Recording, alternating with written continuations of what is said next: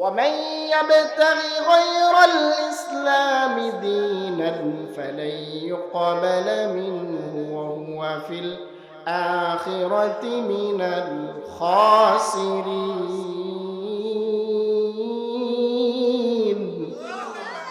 আল্লাহ রাব্বুল আলামিন বলেন ওয়ামান ইয়াবতাগি গায়রাল ইসলাম, যে ব্যক্তি ইসলাম ব্যতীত অন্য কোনো মতাদর্শ গ্রহণ করলো, ইসলাম ছাড়া অন্য কোনো ধর্ম গ্রহণ করলো, অন্য কোনো ধর্মের দিকে দীক্ষিত হলো, জীবন পরিচালিত করলো, ফালা ইউকবালা মিনহু, তার থেকে সেটা গ্রহণ করা হবে না। শুধু এতটুকু বলেই ক্ষান্ত হয় নাই, আল্লাহ রাব্বুল আলামিন বলেন হুয়া ফিল আখিরাতি মিনাল খাসিরিন, ওই লোক যে ইসলাম ব্যতিরেকে অন্য ধর্মের অনুসারী ছিল, জীবন পরিচালনা করেছে, সে দুনিয়াতেও ক্ষতিগ্রস্ত এবং আখিরাতেও ক্ষতিগ্রস্ত। নাউজুবিল্লাহ বলেন। তো যারা তাদেরকে নির্বাচনের মধ্যে ভোট দিয়ে ক্ষমতার আসনে বসিয়েছিল, মনে রাখবেন শেখ হাসিনা স্বৈরাচার সরকারের যেরকম ভাবে আল্লাহর কাছে জবাবদিহিতা করতে হবে, আপনি তাকে ভোট দিয়ে আপনি সমান অপরাধী, আল্লাহর দরবারে আপনাকে সমান অপরাধের জন্য জবাবদিহিতা করতে হবে, ঠিক কিনা বলেন? আজকে দেখা যায় বিভিন্ন জায়গায় অরাজকতার নামে অনেকে মন্দির ভাঙচুর করে, অনেকে প্যাগোডা ভাঙচুর করে, অনেকে বিভিন্ন অন্য ধর্মের অনুসারীদের উপর আক্রমণ করে। ইসলাম এটা প্রশ্রয় দেয় না, যারা করে তারা ইসলামের নামে ভণ্ডামি করে, কি বলেন ঠিক কিনা?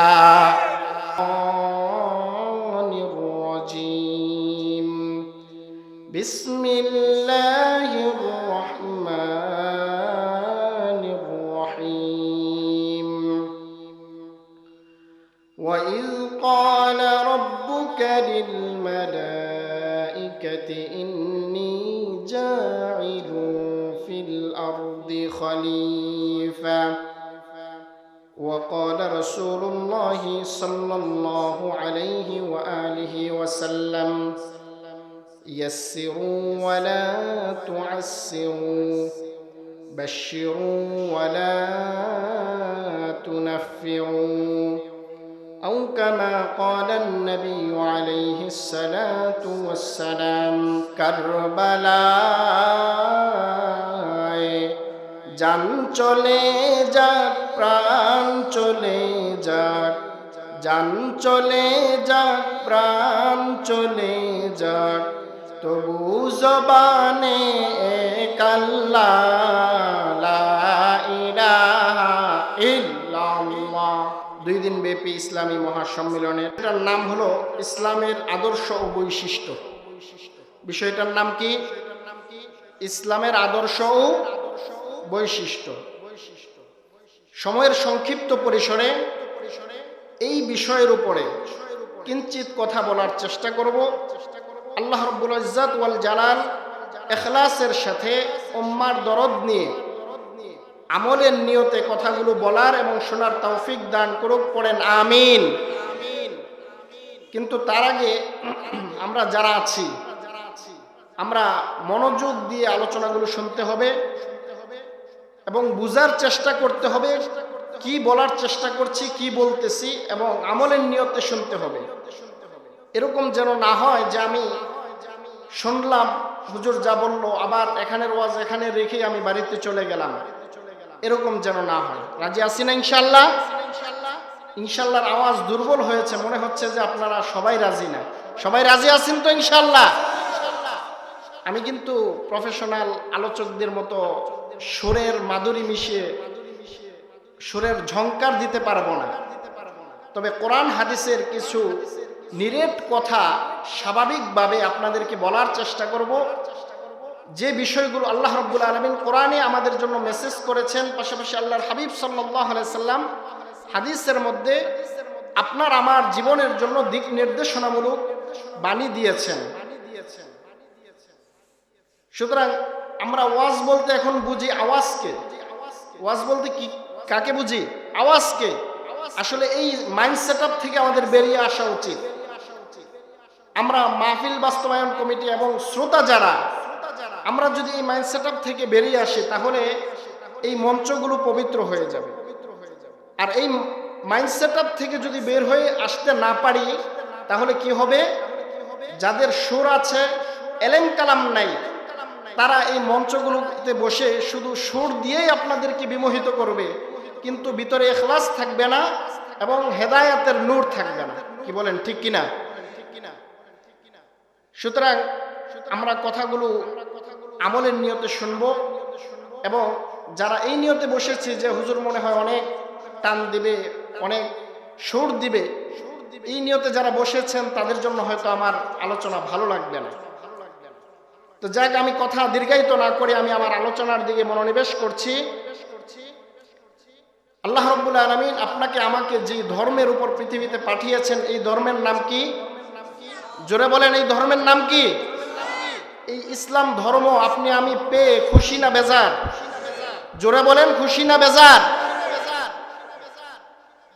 আপনি আমি যে খুশি, এই খুশি বলার আগে আমাদের সাইয়্যিদুনা ওমর রাদিয়াল্লাহু তাআলা আনহু তিনি এটা প্রকাশ করে গেছেন, বলে গেছেন যে নাহনু কওমুন আ'আজ্জানাল্লাহু বিল ইসলাম, যে আমরা তো মুসলমানরা এমন জাতি যেই জাতিকে আল্লাহ তাআলা ইসলামের মাধ্যমে সম্মানিত করেছেন। সুবহানাল্লাহ বলেন।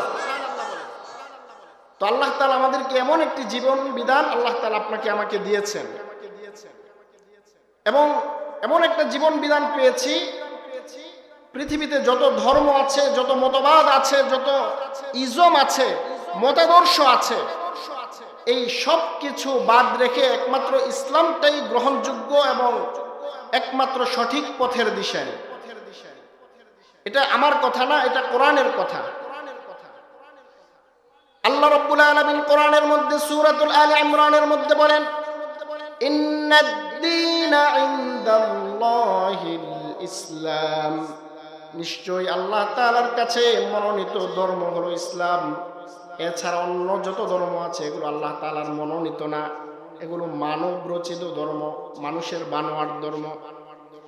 আবার আরেক আয়াতের মধ্যে আল্লাহ রাব্বুল আলামিন বলেন, ومن يبتغي غير الإسلام دينا فلن يقبل منه وهو في الآخرة من الخاسرين। আল্লাহ রাব্বুল আলামিন বলেন, ومن يبتغي غير الإسلام, যে ব্যক্তি ইসলাম ব্যতীত অন্য কোনো মতাদর্শ গ্রহণ করলো, ইসলাম ছাড়া অন্য কোনো ধর্ম গ্রহণ করলো, অন্য কোন ধর্মের দিকে দীক্ষিত হলো, জীবন পরিচালিত করলো, ফালাই ইকবালা মিনহু, তার থেকে সেটা গ্রহণ করা হবে না। শুধু এতটুকু বলেই ক্ষান্ত হয় নাই, আল্লাহ রাব্বুল আলামিন বলেন, হুয়া ফিল আখিরাতি মিনাল খাসিরিন, ওই লোক যে ইসলাম ব্যতিরেক অন্য ধর্মের অনুসারী ছিল, জীবন পরিচালনা করেছে, সে দুনিয়াতেও ক্ষতিগ্রস্ত এবং আখিরাতেও ক্ষতিগ্রস্ত। নাউজুবিল্লাহ বলেন। সুতরাং আপনি আমি এমন একটা জীবন বিধান পেয়েছি, এমন একটি ধর্ম পেয়েছি, যেই ধর্মের আলোকে আপনি আমি যদি চলতে পারি, তাহলে দুনিয়াতেও আমরা সফল কাম, আখিরাতেও সফল কাম। কি বলেন, ঠিক কিনা? তো এই যে ইসলাম আমরা পেয়েছি, এটা আমাদের কিন্তু আল্লাহ তাআলার কাছে দরখাস্ত করতে হয় নাই। আল্লাহ তাআলা আপনাকে আমাকে বংশ পরম্পরায়, আমার মা বাবা ছিল মুসলিম, আমার দাদা দাদি ছিল মুসলিম, এরকম বংশ পরম্পরায় আমরা ইসলাম পেয়েছি, যার কারণে ইসলামের মূল্য আমাদের কাছে তেমন বেশি নাই। আমরা মনে করি যে আমরা মুসলমান, বাপ দাদার পৈতৃক সম্পত্তির সূত্রে মুসলমান হয়ে গেছে, আমরা তো জান্নাতে এমনিই চলে যাব, এজন্য এটাকে আমরা মূল্যায়ন করি না। আবার অনেকের ভিতরে এই ইসলাম ধর্ম নিয়ে অনেকের ভিতরে কমপ্লেক্সের ভাব কাজ করে, হতাশা কাজ করে, যে আমি মুসলমান, অন্য ধর্মের হইলে হয়তো ভালো হতো। যারা নাস্তিক মনা, যারা সেকুলারিজমে বিশ্বাসী, তারা এরকম চিন্তা করে যে ইসলাম এটা তো কোনো ধর্ম হইল না, অন্য ধর্মের হইলে হয়তো ভালো হতো। কিন্তু আল্লাহ রাব্বুল আলামিনের মনোনীত একমাত্র জীবন বিধানই হলো ইসলাম, এতে কোনো সন্দেহ নাই। আল্লাহর হাবিব সাল্লাল্লাহু আলাইহি ওয়াসাল্লাম বিদায় হজের ভাষণে যেদিন ১৬ লক্ষ সাহাবার সামনে দাঁড়িয়ে তিনি বিদায় হজের ভাষণ প্রদান করছেন, আল্লাহ রাব্বুল আলামিন সাথে সাথে আয়াত নাজিল করলেন, আল ইয়াউমা আকমালতু লাকুম দীনাকুম ওয়া আতমামতু আলাইকুম নিআমাতি ওয়া রাদিতু লাকুমুল ইসলাম দীনা।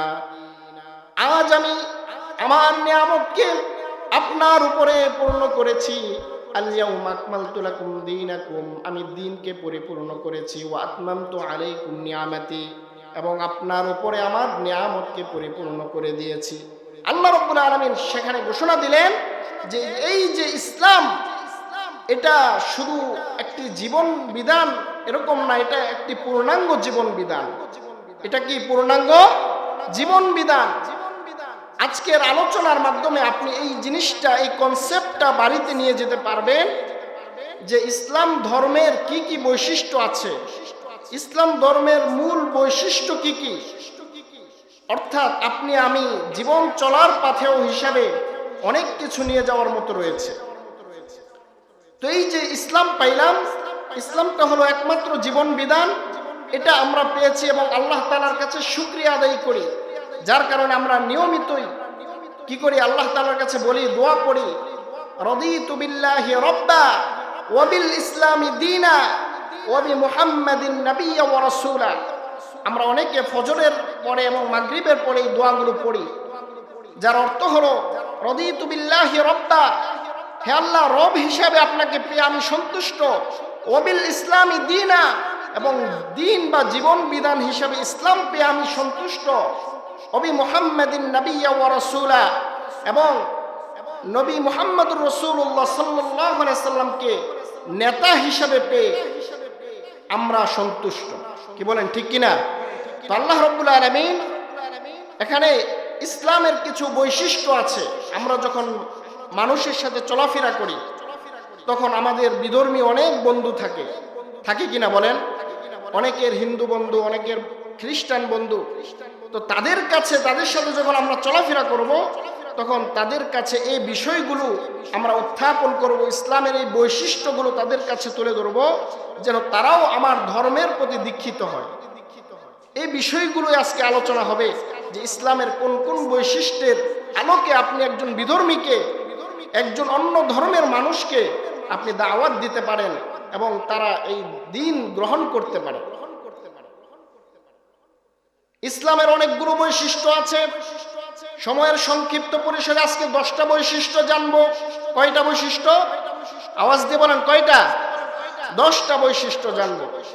ইসলামের 1 নম্বর বৈশিষ্ট্য হলো আর রব্বানিয়া। ইসলামটা হলো রব কেন্দ্রিক ধর্ম, আল্লাহ কেন্দ্রিক ধর্ম, আল্লাহ প্রদত্ত ধর্ম। এটা কোনো মানব রচিত ধর্ম না, এটা কোনো মানুষের বানোয়াট কোনো ধর্ম না। এজন্যই আমরা কি করি, দোয়ার মধ্যে পড়ি রব কেন্দ্রিক ধর্ম। এজন্যই আমরা দোয়ার মধ্যে বলি রব্বানা আতিনা ফিদ দুনিয়া হাসানাতাও ওয়া ফিল আখিরাতি হাসানা ওয়া কিনা আযাবান নার। আল্লাহু আকবার। এই ইসলামটা রব কেন্দ্রিক ধর্ম। এজন্য আমরা যখন হাত তুলি আল্লাহর কাছে কিছু চাই তখন আমরা রব শব্দ উচ্চারণ করি। আবার বলি রব্বানা হাবলানা মিন আজওয়াজিনা ওয়া যুররিয়াতিনা কুররাতা আয়ুন ওয়াজআলনা লিল মুত্তাকিনা ইমামা। অর্থাৎ এই ধর্মটা রব কেন্দ্রিক। এজন্য আমাদের দোয়ার মধ্যে রব আছে কিনা বলেন? আওয়াজ দিতে হবে, আছে কিনা? আবার আমরা যখন নামাজে দাঁড়াই তখন রুকুর মধ্যে কি পড়ি? সুবহানা রাব্বিয়াল আযীম। সেখানে রব আছে না নাই? আবার সিজদার মধ্যে পড়ি সুবহানা রাব্বিয়াল আ'লা। সেখানে রব আছে না নাই? সেখানেও রব আছে। কারণ হলো এই ধর্মটা তো রব কেন্দ্রিক ধর্ম, আল্লাহ প্রদত্ত ধর্ম। এটা কোনো মানুষের রচিত কোনো ধর্ম না। ইসলামের 1 নম্বর বৈশিষ্ট্য হলো আপনি যখন অন্য মানুষকে দ্বীনের পথে ডাকবেন, ইসলামের পথে ডাকবেন, তাকে বলবেন, ও ভাই দেখো দেখো আমার এই জীবন বিধানটা, আমি যেই ধর্ম পালন করি ধর্মটা আল্লাহ প্রদত্ত ধর্ম। এখানে চাইলেও কেউ কিছু সংযোজন করতে পারবে না, চাইলেও ইসলাম থেকে কেউ কোনো কিছু বিয়োজন করতে পারবে না। কারণ আল্লাহ তাআলা এই দ্বীনের মধ্যে, ধর্মের মধ্যে যা কিছু দিয়েছেন এটার উপরেই আপনার আমার চলতে হবে। কি বলেন, ঠিক কিনা? আল্লাহ রাব্বুল আলামিনের জন্য এই রব কেন্দ্রিক ধর্ম, এজন্য এটার মধ্যে কোনো সংযোজন বিয়োজন হয় না। আবার এই যে রব কেন্দ্রিক ধর্ম, এটা কেউ পরিবর্তন করতে পারবে না। কারণ আল্লাহ রাব্বুল আলামিন এই ধর্মের কথা পবিত্র কোরআনের মধ্যে বলেছে। কি বলেন, বলেছে কিনা? আল্লাহ তাআলা পবিত্র কালামের মধ্যে এই ধর্মের কথা বলেছে। আর এই কালাম কখনো পরিবর্তন হয় না। আল্লাহ রাব্বুল আলামিন নিজে এই কালামের হেফাজত করেন। যতদিন এই কালাম থাকবে, যতদিন এই কোরআন থাকবে, ততদিন এই ধর্ম, এই ইসলাম পৃথিবীতে ততদিন টিকে থাকবে। কি বলেন, ঠিক কিনা? যতদিন এই কোরআন থাকবে, এই কোরআন নস্যাৎ করার জন্য, এই কোরআন বাতিল করার জন্য মানুষ কম চেষ্টা করে নাই। ইংরেজরা তারা যখন ভারতবর্ষে এসেছিল, ভারতবর্ষে এসে তারা কাগজের সকল কোরআনের কপি তারা পুড়িয়ে দিয়েছিল। তাদের নিয়ত ছিল যে আমরা কোরআন পুড়িয়ে দিয়ে, মুসলমানদের ধর্মগ্রন্থ পুড়িয়ে দিয়ে ইসলামটাকে নিঃশেষ করে দেব, কোরআনকে নিঃশেষ করে দেব। যখন তারা কোরআন পুড়িয়ে দিল, এবার একজন মাদ্রাসার হুজুর তিনি বললেন আসেন আসেন আমার সাথে আসেন। তিনি ওই ইংরেজকে সাথে নিয়ে মসজিদে ঢুকলেন, মাদ্রাসায় ঢুকলেন। মাদ্রাসায় যে একজন পিচ্ছি ছাত্রকে দাঁড় করাইয়া দিলেন। বললেন যে বাবা তুমি দাঁড়িয়ে কোরআনটা পড়া শুরু করো। যখন দাঁড়িয়ে ওই ছাত্র কোরআন তেলাওয়াত শুরু করলো, এক দাঁড়ানোর মধ্যে কোরআনের শুরু থেকে শেষ পর্যন্ত সে শুনিয়ে দিল, একটা জের জবর নক্তা পর্যন্ত হেরফের হয় নাই। সুবহানাল্লাহ! এমন একটা কোরআন ওই ইংরেজ দেখে সে হতভম্ব হয়ে গেল। সে বলল, আহারে আমি তো কাগজের কোরআন পড়িয়েছি, কিন্তু এই কোরআন যে এতটুক নাবালেগ মাসুম বাচ্চার অন্তরের মধ্যে, পূর্ণ সিনার মধ্যে রয়েছে, সেখান থেকে তো আর পড়ানো সম্ভব না। সেখান থেকে পড়ানো সম্ভব? সারা বিশ্বে এরকম একজন দুইজন না, শত শত হাজার হাজার লাখো লাখো কোরআনে হাফেজ রয়েছে। কোরআনে হাফেজ রয়েছে যাদের অন্তরের মধ্যে আল্লাহ তাআলা কোরআন হেফাজত করে রেখেছেন, সংরক্ষণ করে রেখেছেন। সুতরাং বোঝা গেল এই কোরআন কেউ কোনোদিন পৃথিবী থেকে নিঃশ্বাস করতে পারবে না। কারণ আল্লাহ রাব্বুল আলামিন কোরআনের মধ্যে বলেছেন, ইন্না নাহনু নাযালনা যিকরা ওয়া ইন্না লাহু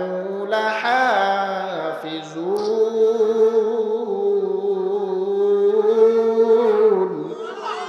আল্লাহ রাব্বুল আলামিন বলেন, এই কোরআন আমি নাজিল করেছি এবং এই কোরআন হেফাজত করার দায়িত্ব আমি আল্লাহ নিজেই নিয়ে নিলাম। সুবহানাল্লাহ! যেই কোরআন হেফাজত করার দায়িত্ব আল্লাহ তাআলা নিজে নিয়ে নিল, ওই কালাম কি, ওই কোরআন কি পৃথিবীর কেউ ধ্বংস করতে পারবে কিনা? পারবে না। তখন সে সাথে সাথে তার সহকর্মীদেরকে ইংল্যান্ডে ফোন করে বলে দিল, আই এম সরি, আমাকে পাঠিয়েছিলেন কোরআন নিঃশেষ করার জন্য, কিন্তু এখানে তো এরকম অবস্থা যে এখানে মানুষের নাবালেগ মাসুম বাচ্চার সিনায় পুরা কোরআন রয়েছে। সুতরাং আমি কাগজের কোরআন পুড়িয়ে কি করব? তাদের সিনাগুলো তো আর পড়ানো সম্ভব না। সুতরাং বলতেছিলাম, ইসলাম হলো অনেকগুলো বৈশিষ্ট্য মণ্ডিত। এক নাম্বার বৈশিষ্ট্য হলো ইসলাম হলো রব কেন্দ্রিক ধর্ম, যার কারণে আমরা দোয়ার মধ্যে রবের কথা বলি, নামাজের মধ্যে রবের কথা বলি, অন্য সব কিছুর মধ্যে রবের কথা বলি। আবার এই দোয়া ছাড়াও আল্লাহ রাব্বুল আলামিন যেহেতু এই ধর্ম দিয়েছেন, আল্লাহ তাআলা এই ধর্মকে হেফাজত করবেন, এই ধর্মের কথা কোরআনের মধ্যে আল্লাহ তুলে ধরেছেন। এই ধর্মের মধ্যে নতুন করে কেউ সংযোজন করতে পারবে না।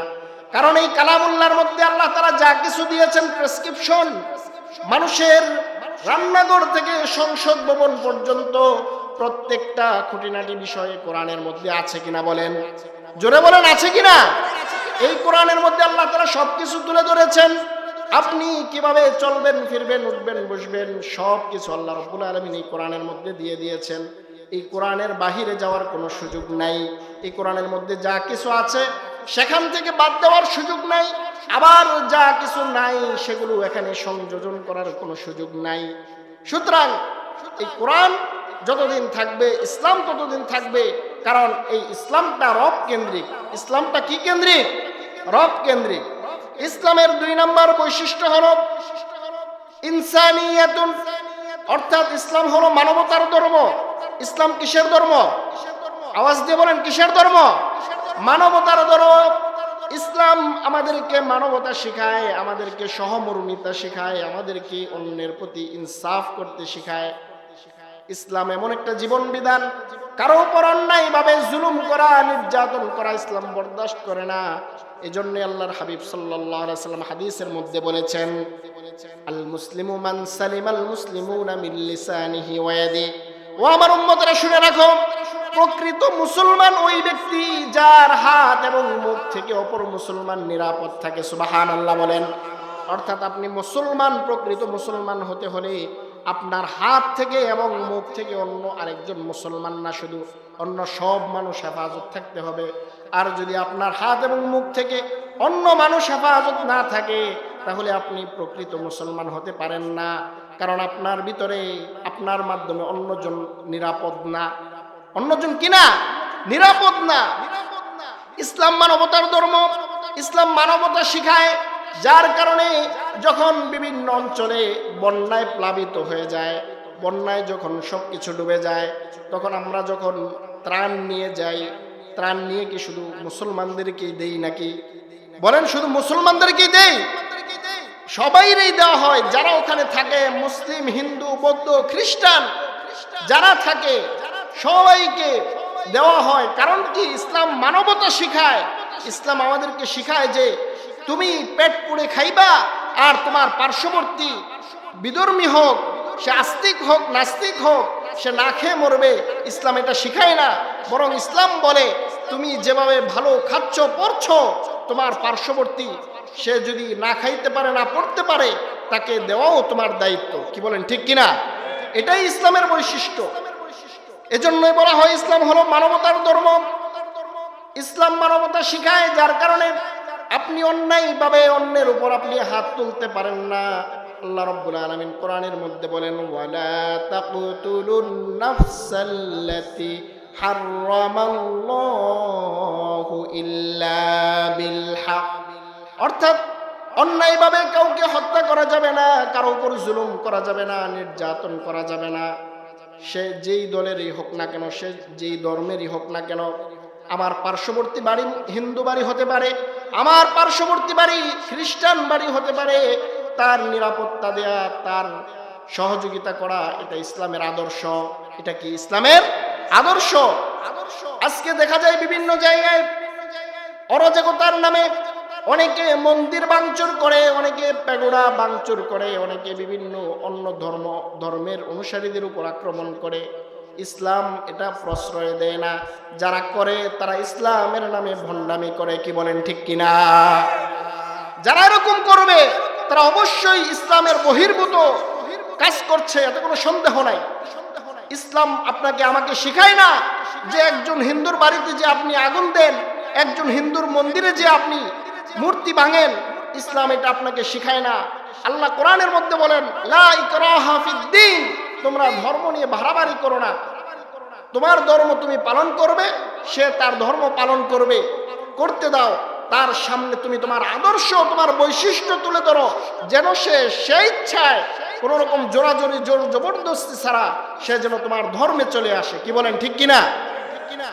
আপনার এই বৈশিষ্ট্যগুলো যখন আপনি তার সামনে তুলে ধরবেন, তখন সে চিন্তা করবে যে আহা, ইসলাম যদি এত সুন্দর মানবতা শিখায়, তাহলে তো এই ধর্ম সম্পর্কে স্টাডি করা উচিত, এই ধর্ম সম্পর্কে জানা উচিত। যার কারণে আজকে বহির্বিশ্ব সহ, ইউরোপ, আমেরিকা সহ সারা বিশ্বের আনাচে কানাচে আজকে প্রতিদিন শত শত মানুষ বিধর্মী থেকে ইসলাম গ্রহণ করছে। কারণ হলো ইসলামের আদর্শ, বৈশিষ্ট্য অন্যান্য সব ধর্মের চেয়ে অনেক বেশি উন্নত। কি বলেন, ঠিক কিনা? তো বলতেছিলাম, ইসলামের 2 নম্বর বৈশিষ্ট্য হলো ইসলাম মানবতার ধর্ম, ইসলাম মানবতা শিখায়। ইসলামের 3 নম্বর বৈশিষ্ট্য হলো আশ-শুমুলিয়া। ইসলাম হলো, ইসলাম সব কিছুকে শামিল করে। ইসলাম এক কেন্দ্রিক না, বহু কেন্দ্রিক। সব কিছুকে ইসলাম শামিল করে। আপনি কি করবেন না করবেন, আপনার জীবনের পাই টু পাই কাজগুলো এই ইসলামের মধ্যে আছে, এই কোরআনের মধ্যে আছে। আপনি কিভাবে ব্যক্তিগত জীবন পরিচালনা করবেন, কিভাবে আপনি আপনার সাংসারিক জীবন পরিচালনা করবেন, কিভাবে আপনি আপনার সামাজিক জীবন পরিচালনা করবেন, কিভাবে আপনি আপনার রাজনৈতিক জীবন পরিচালনা করবেন, কিভাবে যুদ্ধনীতি, অর্থনীতি, কিভাবে ব্যবসায়ী নীতি, আন্তর্জাতিক নীতি কিভাবে আপনি পরিচালনা করবেন, এই সব কিছু ইসলামের মধ্যে আছে না নাই? জোরে বলেন, আছে না নাই? সব কিছু ইসলামের মধ্যে আছে। কারণ হলো ইসলামের একটা অন্যতম আদর্শ হলো আশ-শুমুলিয়া, সব কিছুকে শামিল করে।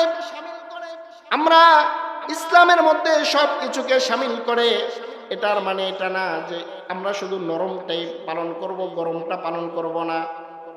খাবারের শেষে মিষ্টি খাওয়া যেরকম ভাবে সুন্নাত, আবার যুদ্ধের ময়দানে ঝাঁপিয়ে পড়ে শত্রুর মোকাবেলা করাও সুন্নাত। কি বলেন, ঠিক কিনা?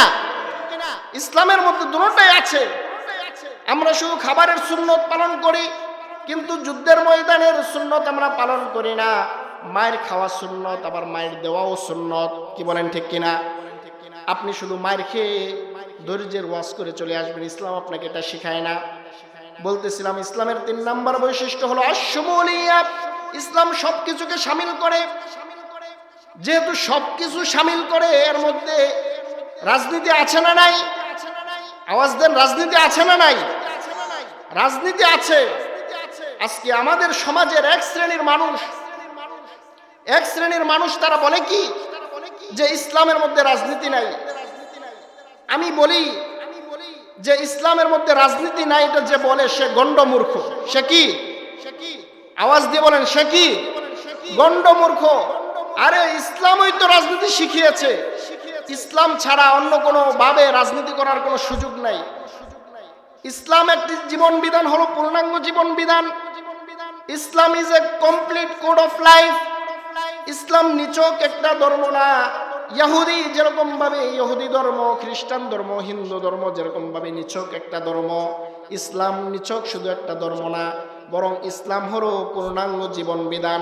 আপনি কিভাবে রাষ্ট্র চালাবেন, কিভাবে আপনি সংসদ ভবন চালাবেন, এই সব কিছু ইসলামের মধ্যে আছে না নাই? বলেন, আছে না নাই? আছে। সুতরাং এই রাজনীতি করতে হলে আপনাকে ইসলাম থেকেই শিখতে হবে। আল্লাহ রাব্বুল আলামিন পৃথিবীতে মানুষ পাঠিয়েছেন 2টা জিনিস দিয়ে। কয়টা জিনিস? আওয়াজ দিয়ে বলেন, কয়টা জিনিস? 2টা জিনিস দিয়ে আল্লাহ তাআলা পৃথিবীতে মানুষ পাঠিয়েছেন। একটা হলো ইবাদত, আরেকটা হলো খিলাফত। একটা হলো ইবাদত, আল্লাহ তাআলার ইবাদত বন্দেগী করবেন। আরেকটা হলো খিলাফত, আল্লাহ তাআলার খিলাফত প্রতিষ্ঠা করবেন। ইবাদত মানে হলো আপনি আদেশগুলো করবেন, পালন করবেন, আর নিষেধগুলো আপনি ছেড়ে দিবেন, মানবেন না। অর্থাৎ আপনি আদেশ করার বিষয়গুলো পালন করবেন আর নিষেধ করা থেকে বিরত থাকবেন। আর খিলাফত মানে হলো আপনি আদেশগুলো করাবেন আর নিষেধগুলো থেকে মানুষদেরকে বিরত রাখবেন। এখানে 2টা বিষয়। একটা হলো ইবাদত, এই যে নামাজ পড়ছি, রোজা রাখছি, দ্বীনের কথা বলছি, পর্দা করছি, এগুলো হলো ইবাদত। এগুলো কি? ইবাদত। এগুলো আপনি করবেন। আবার বেপরদা হয়ে চলা যাবে না, গান বাজনা শোনা যাবে না, পরকিয়া করা যাবে না, এগুলো হলো নিষেধ। এগুলো আপনি করবেন না। একটা করবেন, আরেকটা করবেন না। আবার খিলাফত হলো ঠিক এর উল্টা, অর্থাৎ আপনি আরেকজনকে আদেশগুলো করাবেন, নামাজ পড়াবেন, আরেকজনকে রোজা রাখাবেন। কখন? যখন আপনি সংসদে বসবেন, যখন আপনি দায়িত্বে বসবেন। দায়িত্বে না বসে কি পালন করানো যাবে? বলেন, পালন করানো যাবে? আপনার নামাজ যেরকম ভাবে আপনার উপর আবশ্যক, আপনার উপর রোজা যেরকম ভাবে আবশ্যক, ইবাদত বন্দেগী করা যেরকম ভাবে আপনার জন্য আবশ্যক, ঠিক অনুরূপ ভাবে খেলাফত প্রতিষ্ঠা করাও আপনার জন্য আবশ্যক। কি বলেন, ঠিক কিনা? কেউ যদি এটাকে অস্বীকার করে, সে কোরআন হাদিসকে অস্বীকার করবে। আমরা আছি মানব রচিত তন্ত্রমন্ত্র নিয়ে, আমরা আছি সেকুলারিজম নিয়ে, আমরা আছি সোশ্যালিজম নিয়ে, আমরা আছি ডেমোক্রেসি নিয়ে, আমরা আছি রিপাবলিক নিয়ে, আমরা আছি কমিউনিজম নিয়ে। আমরা এগুলোর মাধ্যমে আমরা দিন পালন করছি, আবার চিন্তা করছি যে আমি সুন্দর করে জান্নাতে চলে যাব। এত সহজ না। আপনার ইসলামটা হলো পূর্ণাঙ্গ জীবন বিধান। আপনি যদি এটা মানেন যে হ্যাঁ ইসলাম পূর্ণাঙ্গ জীবন বিধান, তাহলে এটাও মানতে হবে যে কিভাবে আপনি রাজনীতি করবেন, এটাও ইসলামের মধ্যে আছে। কি বলেন, ঠিক কিনা? আর আপনি যদি বলেন যে ইসলামে রাজনীতি নাই, তাহলে তো আপনার কথা অনুযায়ী ইসলাম অপূর্ণাঙ্গ। কি বলেন, ঠিক কিনা? অপূর্ণাঙ্গ কিনা? কারণ আপনার কথা অনুযায়ী ইসলামের মধ্যে রাজনীতি নাই, কোরআনের মধ্যে রাজনীতি নাই, তাহলে তো ইসলাম অপূর্ণাঙ্গ। অথচ আল্লাহ তাআলা বললেন, আল ইয়াউমা আকমালতু লাকুম দীনাকুম, হে রাসূল, আপনার উপর যে দিন আমি প্রেরণ করেছি, এই দিনটা আমি পরিপূর্ণ করে দিয়েছি। তো পরিপূর্ণ জীবন বিধানের মধ্যে ইসলামের মধ্যে রাজনীতি আছে, এবং সেটা আপনাকে মেনেই আপনাকে রাজনীতি করতে হবে। আপনি যখন ইসলাম ভিত্তিক রাজনীতি করবেন, তখন আপনার খাটের নিচে আর গম আর কন্ট্রোলের চাউল আপনার খাটের নিচে পাওয়া যাবে না। তখন আপনি মানুষের জনসেবা করতে করতে আপনার শরীরের ঘাম ঝরবে। কি বলেন, ঠিক কিনা? আমাদের সমাজে তো এখন যারা রাজনীতি করে তারা অধিকাংশের ঈমান ঠিক আছে কিনা সন্দেহ। তার কারণ কি? আপনার প্রশ্ন হতে পারে যে হুজুর এটা কিভাবে বললেন? আমি ব্যাখ্যা করছি, ব্যাখ্যাটা শুনুন। আমাদের সমাজে যারা এখন রাজনীতি করছে, তারা হয় আওয়ামী লীগ করে বা বিএনপি করে অথবা জাতীয় পার্টি করে অধিকাংশ, আর কম সংখ্যক কিছু লোক আছে জামাত ইসলাম করে অথবা খেলাফত মজলিস করে অথবা জমিয়ত উলামা ইসলাম করে। অর্থাৎ ইসলাম ভিত্তিক যে খেলাফত রাষ্ট্র ব্যবস্থা, এগুলোর পক্ষে লোক কম না বেশি? বলেন, কম না বেশি? কম, একদম অল্প। তার মানে অধিকাংশই হলো আওয়ামী লীগ, বিএনপি এবং জাতীয় পার্টি। আর তাদের মতবাদ কি? তাদের মতবাদ হলো ডেমোক্রেসি। যেই ডেমোক্রেসির সংজ্ঞা হলো যে জনগণের মাধ্যমে, for the people, by the people, of the people, জনগণের ভোটের মাধ্যমে সরকার নির্বাচিত হয়ে, অর্থাৎ জনগণ সর্বময় ক্ষমতার অধিকারী। তাদের চিন্তাধারার মূল থিম হলো জনগণ সকল ক্ষমতার অধিকারী। অথচ আল্লাহ বলতেছেন কি? আলা লাহুল খালকু ওয়াল আমর, এই পৃথিবী আল্লাহর এবং আদেশ নিষেধ সবকিছু আল্লাহর। কি বলেন, ঠিক কিনা? অর্থাৎ জমিন আল্লাহর, আদেশ নিষেধ সবকিছু আল্লাহর। হ্যাঁ, অর্থাৎ আইন কানুন ক্ষমতা, সর্বময় ক্ষমতার অধিকারী আল্লাহ। আর আপনি তো মনে করতেছেন যে সর্বময় ক্ষমতার অধিকারী জনগণ যাকে ভোট দিয়ে নির্বাচিত করবে সেই নির্বাচিত হবে। না, এটা সম্পূর্ণ ইসলামের সাথে সাংঘর্ষিক। আপনি যদি এই চিন্তা চেতনা মাথায় নিয়ে কি করেন, ভোট দেন, আপনি মনে করবেন যে আপনার ভিতরে ইসলাম সম্পর্কে জানার অজ্ঞতা আছে, আপনি ইসলাম সম্পর্কে ন্যূনতম জ্ঞান আপনার নাই, সন্দেহ নাই। কি বলেন, ঠিক কিনা? বলতেছিলাম যে আপনি রাজনীতি করবেন, কোরআনের রাজনীতি করতে হবে। আপনার রাজনীতির মধ্যে যদি কোরআন না থাকে, আপনার ঈমান চলে যাবে। তো আপনি যখন নির্বাচন করেন, নির্বাচনে ভোট দিতে যান, আপনার ভোটটা হলো আমানত। আপনার ভোটটা কি? আওয়াজ দিতে হবে। আপনার ভোট কি? আওয়াজ দেয় না পাবলিক। বলেন, আপনার ভোট কি? আমানত। আপনি যদি এই আমানত খেয়ানত করেন, অর্থাৎ ইসলাম ছাড়া অন্য কোনো মতাদর্শের আপনি নির্বাচনে ভোট দেন, তাহলে মনে রাখবেন আপনার এই ভোটের মাধ্যমে সে যদি নির্বাচিত সরকার হয়, সে যত আকাম কুকাম করবে সেখান থেকে একটা পার্সেন্টেজ আপনার আমল নামে আসবে কিনা? বলেন, আসবে কিনা? আসবে। সে যত খারাপ কাজ করবে, কোরআনের বিরুদ্ধে আইন করবে, পর্দার বিরুদ্ধে আইন করবে, সংসদে কোরআনের বিরুদ্ধে কথা হবে, আপনার আমল নামায় অটোমেটিক চলে আসতেছে একটা পার্সেন্টেজ। এজন্য আমাদের টেন্ডেন্সি থাকতে হবে যে ইসলাম যে দলগুলো আছে, যারা ইসলামী খেলাফত রাষ্ট্র ব্যবস্থা কায়েম করতে প্রতিজ্ঞাবদ্ধ, আমার ভোট তাদেরকেই দিব। সে পাশ করলেও দিব, পাশ না করলেও দিব। কি বলেন, ঠিক কিনা? আপনার দায়িত্ব হলো আপনার ভোট সঠিক জায়গায় দেওয়া। সে পাশ করলো না করলো এটা আপনার দায়িত্ব না। এটা আপনার দায়িত্ব না। কিন্তু আপনি যদি জেনে বুঝে আজকের পরে, যে আজকে সকলকে জানিয়ে দিলাম, আজকের পরে আপনি যদি ইসলাম ছাড়া অন্য কোন দলকে আপনি নির্বাচনে ভোট প্রদান করেন, আপনি নিশ্চিতভাবে আমানতের খেয়ানত করলেন। আল্লাহ তাআলার দরবারের জন্য আপনার কঠিন জবাবদিহিতা করতে হবে। কি বলেন, ঠিক কিনা? সুতরাং আমাদের ভোটগুলো যেন হয় ধর্মের পক্ষে। ধর্মের অনেকগুলো দল বাংলাদেশে আছে, আপনারা হয়তো অনেকে জানেনই না, যারা রাষ্ট্র ধর্ম অর্থাৎ যারা খেলাফত রাষ্ট্র ব্যবস্থা কায়েম করতে চায়, তার মধ্যে ইসলামী আন্দোলন বাংলাদেশ আছে, বাংলাদেশ খেলাফত মজলিস আছে, বাংলাদেশ জামায়াত ইসলামী আছে, এরকম আরো অনেকগুলো দল আছে। আপনি তাদেরকে দেন। আপনি ইসলাম কোন দলকে দিবেন আমি সেটা বলছি না, সেটা আপনার চয়েস। কিন্তু আমার কথা হলো আপনার ভোট যেন কোনো নাস্তিকতার পক্ষে না যায়। রাজি আছি না ইনশাআল্লাহ? এই যে বিগত যে সরকার গেল, সেই সরকার আপনারা জানেন ইসলাম ধর্মের 12টা বাজিয়ে দিয়েছে। কি বলেন, করছে কিনা?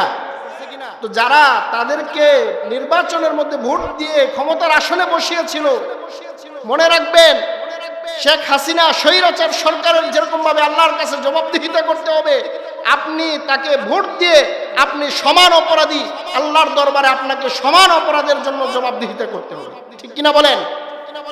আমি সেদিকে আলোচনা দীর্ঘায়িত করছি না। রাজনীতি সম্পর্কে আমার মূল কথা হলো আপনার আমাদের সবার ভোটটা যেন ইসলামের পক্ষে হয়, ইসলামের বিপক্ষে যেন না হয়। কোনো নাস্তিকতা, কমিউনিজম, সেকুলারিজম, তারপরে এগুলোর মধ্যে যেন আমাদের ভোট না পড়ে। বলতেছিলাম যে ইসলামের যে বৈশিষ্ট্যগুলো আছে এর মধ্যে 3 নম্বর বৈশিষ্ট্য হলো আশমুলিয়া। ইসলাম সব কিছুকে শামিল করে। আপনার ব্যক্তিগত জীবন, পারিবারিক জীবন, রাষ্ট্রীয় জীবন, আন্তর্জাতিক জীবন, ব্যবসায়ী জীবন, অর্থনীতি, আন্তর্জাতিক নীতি, যুদ্ধনীতি, সব কিছু ইসলামের মধ্যে আছে। আপনি বের করে নেওয়া এটা আপনার দায়িত্ব। আপনি যদি নিতে না পারেন এটা আপনার ব্যর্থতা। কিন্তু ইসলামের মধ্যে সব কিছুই আছে। ইসলামের 4 নম্বর বৈশিষ্ট্য হলো আল উমুমিয়া, অর্থাৎ ইসলাম সবার ধর্ম। ইসলাম কার ধর্ম? সবার ধর্ম। এখানে এরকম না যে অমুকে এটা পালন করতে পারবে, অমুকে পারবে না। যেমন ভাবে ইহুদি ধর্ম, পৃথিবীতে একমাত্র ইহুদি ধর্ম এমন একটা ধর্ম যেই ধর্ম আপনি নতুন করে গ্রহণ করতে পারবেন না। অর্থাৎ ইহুদি ধর্মে আপনাকে দীক্ষিত করার কোনো সুযোগ নাই। কারণ ইহুদি ধর্মের নিয়ম হলো মা বাবা 2 জন ইহুদি হতে হবে। মা বাবা 2 জন ইহুদি হলে তাদের ঘর থেকে যে সন্তান আসবে সেটা ইহুদি বলে তারা স্বীকৃতি দিবে। কিন্তু আপনি নতুন করে অন্য ধর্ম থেকে ইহুদি ধর্ম গ্রহণ করবেন এরকম কোনো সুযোগ নাই। কিন্তু ইসলাম কি এরকম নাকি? বলেন, ইসলাম কি এরকম? আপনি অন্য যে কোনো ধর্ম থেকে আপনি ইসলাম গ্রহণ করতে পারেন, মোস্ট ওয়েলকাম। আসেন, আপনার জন্য 24 আওয়ার্স 24 ঘন্টা ইসলামের দরজা খোলা আছে কিনা বলেন? 24 ঘন্টা খোলা। কারণ কি? তার কারণ হলো যে ইসলামটা হলো আল উমুমিয়া। ইসলাম সবার ধর্ম, ইসলাম সবাই পালন করতে পারবে। 5 নম্বর বৈশিষ্ট্য হলো দীনুন তাইসিরিয়াতুন। ইসলাম হলো সহজতার ধর্ম। আমরা ইসলামটাকে কঠিন করে ফেলেছি, কিন্তু ইসলামটা হলো সহজ ধর্ম। ইসলাম আপনাকে কঠিন শেখায় না। আল্লাহর হাবিব সাল্লাল্লাহু আলাইহি সাল্লাম হাদিসের মধ্যে বলেন, ইয়াসসিরু ওয়ালা তুআসসিরু, বাশশিরু ওয়ালা তুনাফফিরু। অর্থাৎ তোমরা মানুষদেরকে সুসংবাদ দাও, সহজতার কথা বলো। ইয়াসসিরু ওয়ালা তুআসসিরু, সহজতার কথা বলো, কঠিনতার কথা বলো না। বাশশিরু ওয়ালা তুনাফফিরু, তোমরা মানুষদেরকে সুসংবাদ প্রদান করো, তোমরা মানুষদেরকে দুঃসংবাদ দিও না। ইসলাম হলো সহজতার ধর্ম। যার কারণে আপনি যখন নামাজ পড়বেন, নামাজের মধ্যে আপনি দাঁড়িয়ে নামাজ পড়তে পারছেন না, আপনার জন্য বসে নামাজ পড়ার সুযোগ আছে। আপনি বসে নামাজ পড়তে পারছেন না, আপনি শুয়ে নামাজ পড়ার সুযোগ আছে। কি বলেন, আছে কিনা? সুতরাং ইসলামে এই সহজতার জন্য আপনাকে এই সুযোগ দেওয়া হয়েছে। আবার আপনি যখন অসুস্থ, পানি স্পর্শ করতে পারেন না, তখন আপনার জন্য তায়াম্মুম করার বিধান আছে কিনা বলেন? তায়াম্মুম করার বিধান আছে। কারণ হলো ইসলামটা হলো সহজতার ধর্ম, এটা আপনাকে কঠিনতা শিখায় না। সুতরাং আমরা জানলাম 5 নম্বর বৈশিষ্ট্য হলো আদ-দীনুন তাইসিরিয়াতুন। ইসলাম হলো সহজতার ধর্ম। 6 নম্বর বৈশিষ্ট্য হলো দীনুন ফিতরিয়াতুন। ইসলাম হলো সহজাত ধর্ম।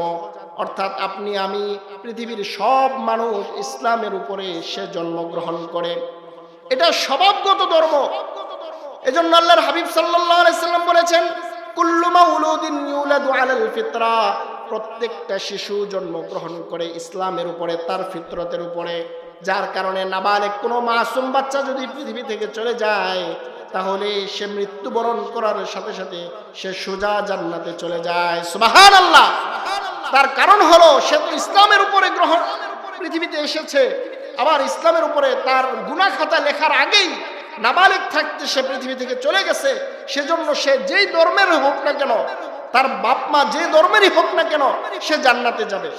আবার সে যখন বালেগ হয়, বালেগ হওয়ার পরে তার বাপ মা যদি ইহুদি হয় তাহলে সে ইহুদি ধর্মের দিকে মনোনিবেশ করে। সে তার বাপ মা যদি খ্রিস্টান হয় তাহলে সে খ্রিস্টান হয়ে যায়। আর তার বাপ মা যদি মুসলমান হয় তাহলে সে মুসলিম হয়ে যায়। এজন্য বলা হয় যে ইসলাম হলো সহজতার ধর্ম, দীনুন ফিতরিয়াতুন। 7 নম্বর হলো দীনুল ইলম। ইসলাম হলো শিক্ষিতদের ধর্ম। ইসলাম কোনো অশিক্ষিতদের ধর্ম না। অর্থাৎ ইসলামের মধ্যে আমরা যারা আছি, ইসলাম আমাদেরকে শিক্ষিত হওয়া শিখায়, অশিক্ষিত হতে শিখায় না।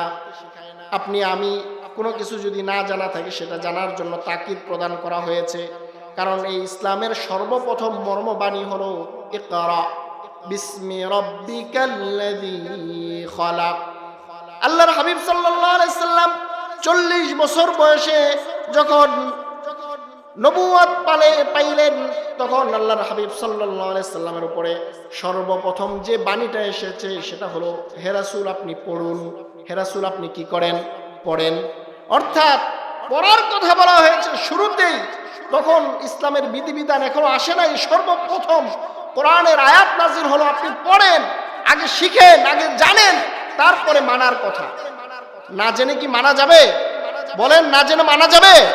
আগে জানতে হবে তারপরে মানা। আপনি ফজরের নামাজ পড়বেন, আগে জানতে হবে ফজরের নামাজের 2 রাকাত সুন্নত, 2 রাকাত ফরজ। কি বলেন, জানতে হবে কিনা? আপনি যদি না জানেন আর ফজরের নামাজ 2 রাকাত ফরজের জায়গায় 4 রাকাত পড়েন, নামাজ হবে? বলেন, নামাজ হবে? এজন্য ইসলাম হলো শিক্ষিতের ধর্ম, অশিক্ষিতের ধর্ম না। ইসলাম কাউকে অশিক্ষিত হওয়ার কথা বলে না, ইসলাম কাউকে নিরক্ষর থাকার কথা বলে না, বরং শিক্ষিত হওয়ার প্রতি উৎসাহ উদ্দীপনা সৃষ্টি করে। এজন্য আল্লাহর হাবিব সাল্লাল্লাহু আলাইহি সাল্লাম হাদিসের মধ্যে বলেন, তালাবুল ইলমি ফারিদাতুন আলা কুল্লি মুসলিমিন ওয়া মুসলিমা। প্রত্যেক নরনারীর উপরে ইসলামের যথাযথ জ্ঞান শিক্ষা করা ফরজ।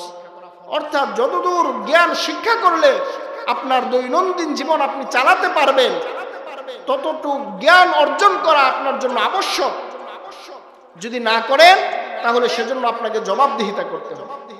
এজন্য কোনো নারী পুরুষ না, আপনি পুরুষ হন অথবা নারী হন, যাই হন না কেন, আপনার উপর শিক্ষা গ্রহণ করতেই হবে।